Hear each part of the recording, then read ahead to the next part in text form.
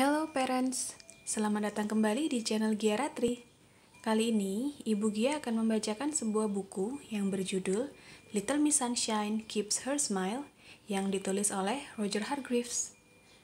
Buku ini sendiri didapatkan di bazar online yang diadakan oleh Big Bad Wolf Books di Tokopedia pada bulan April kemarin. Harganya sekitar 30.000 parents. Cukup murah untuk sebuah buku impor ya. Oke, yuk langsung kita baca. Little Miss Sunshine Keeps Her Smile by Roger Hargreaves.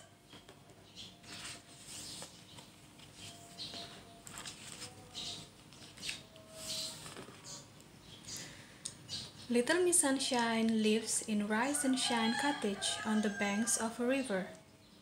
And Little Miss Sunshine, as her name suggests, is a very happy person. The sort of person who never gets in a bad mood. The sort of person who is the exact opposite of somebody else who appears in this story. That somebody is Mr. Grumpy. And Mr. Grumpy, as his name suggests, is the grumpiest person in the world. The sort of person who is always in a bad mood. Everything annoys him.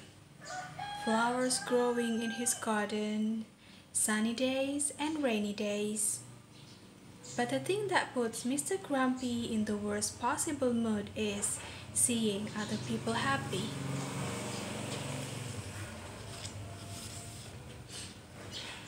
One morning, Mr. Grumpy met Little Miss Sunshine.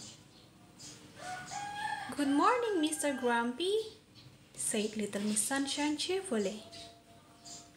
"There's nothing good about it," snapped Mr. Grumpy. "Oh," huffed Mr. Grumpy after Little Miss Sunshine had left. "That Little Miss Sunshine is always abominably happy. Just for once, I'd like to see her in a bad mood."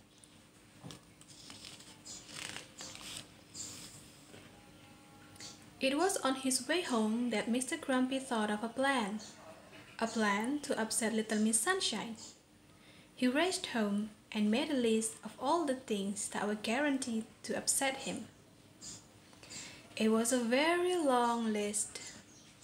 Now, there must be something here that will put Little Miss Sunshine in a bad mood, he said to himself.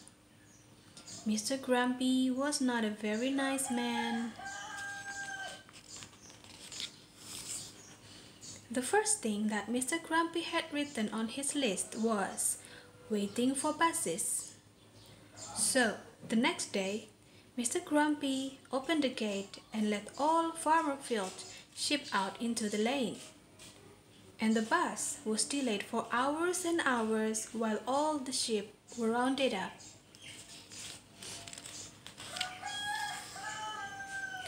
Mr. Grumpy ran round to the bus stop. "Hey," he chuckled nastily. "I can't wait to see how upset Little Miss Sunshine is." But Little Miss Sunshine was not upset. In fact, she was not there. It was such a nice day, she had decided to walk into town. "Bother," said Mr. Grumpy. The next day, Mr. Grumpy looked at the second thing on the list. "Losing," he read out loud. So, that evening, he invited Little Miss Sunshine round to his house to play cards, and he cheated. But Little Miss Sunshine, being the happy-go-lucky person she is, did not mind losing. Mr. Grumpy won every game they played. "Oh, well played, Mr. Grumpy," she said at the end of the evening. "Bother, bother," said Mr. Grumpy after she had left. Mr. Grumpy read down his list again. Number 3 said, getting caught in the rain. Mr. Grumpy filled up his watering can and, using his ladder, climbed a tree just outside Little Miss Sunshine's house. And there he waited until Little Miss Sunshine came out for her walk. But Little Miss Sunshine saw the letter. "What a silly place to leave a letter," she said to herself, and walked round to the other side of the tree and put the letter away.